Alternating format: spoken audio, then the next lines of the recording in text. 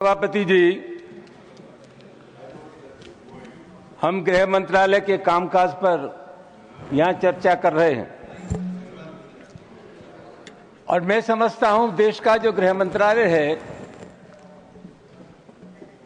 उसका प्रमुख काम है देश की एकता को बनाए रखना, सामाजिक सद्भाव को बनाए रखना। ये पूरा देश एक घर है और हिंदुस्तान के प्रधानमंत्री और गृह मंत्री का ये दायित्व है कि हिंदुस्तान में विभिन्न जाति और धर्मों के लोग रहते हैं, यहां सभी धर्मों में सामंजस्य हो, एक धर्म के मानने वाले दूसरे धर्म की इज्जत करें।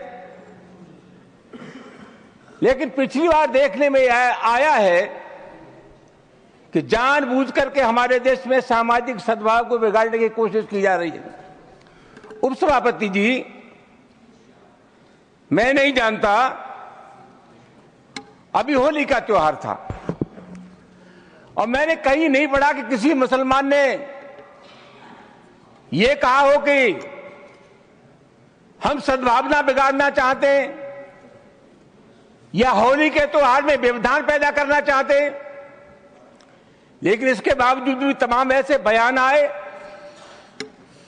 जिसके चलते समाज में दरार पैदा हुई, रिश्ते खराब हुए। सर, एक बिहार के विधायक हैं और एक उत्तर प्रदेश के विधायक हैं। इन दोनों लोगों ने यह कहा कि मुसलमान अपने घर में कैद हो जाए होली पर।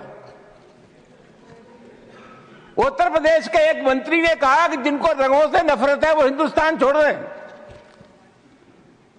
और सभापति महोदय, अलीगढ़ यूनिवर्सिटी में सभापति महोदय, पहले होली का त्योहार नहीं होता था, परमिशन नहीं मिली। अब जब वहां अनुमति नहीं मिली, बाद में अनुमति मिल गई थी, तो वहां के एक जनप्रतिनिधि ने कहा कि जो इसका विरोध करेगा उसको मुंह पर पहुंचा देंगे। सभापति जी, कानून का राज है या जंगल का राज है? इस प्रकार की जो भाषा बोली जाती है वो किसी भी कीमत पर इस देश की सेहत के लिए ठीक नहीं है। और मैं बहुत अफसोस के साथ ये कहना चाहूंगा कि बीजेपी की सरकार है, बीजेपी का कोई जिम्मेदार नेता या कोई मंत्री इन सब चीजों का प्रतिवाद नहीं करता। यह नहीं कहता कि इस प्रकार की जो भाषा बोलते हैं उनसे हमारा कोई संबंध नहीं है।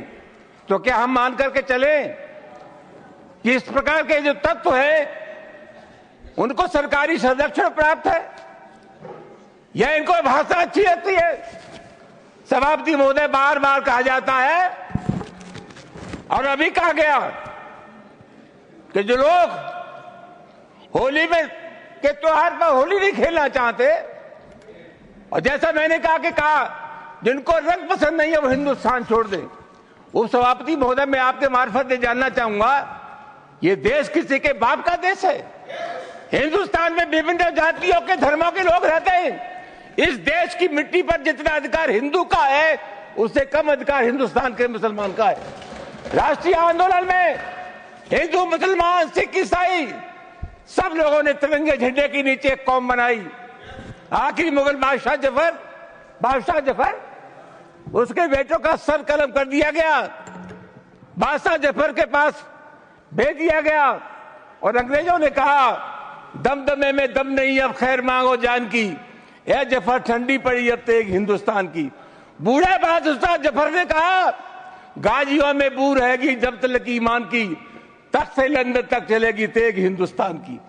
सभापति महोदय, कौन है इसका ठेकेदार?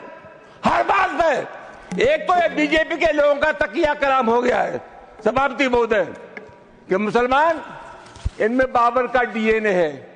उप सभापति महोदय, मैं जानना चाहूंगा कि बाबर का डीएनए मुसलमान में है। हिंदुस्तान का मुसलमान तो बाबर को अपना आदर्श मानता नहीं है, वो तो मोहम्मद साहब को अपना आदर्श मानता है, सूफी संतों की परंपरा को अपना आदर्श मानता है। लेकिन सभापति महोदय, मैं जानना चाहूंगा कि बाबर को लाया कौन?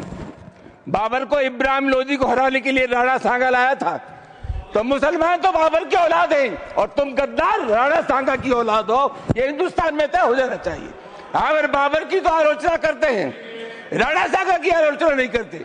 सभापति महोदय, ये बहुत समाप्ति महोदय, ये देश की एकता का आप अनुभवी आदमी है, बातचीत में संसदीय मर्यादाओं का ध्यान रखें, संसदीय मर्यादाओं का ध्यान रखें। Time is over. जो भी चीजें संसदीय मर्यादा के अनुकूल नहीं है, आजादी की लड़ाई में समाप्ति महोदय, please your time is over, you please sit.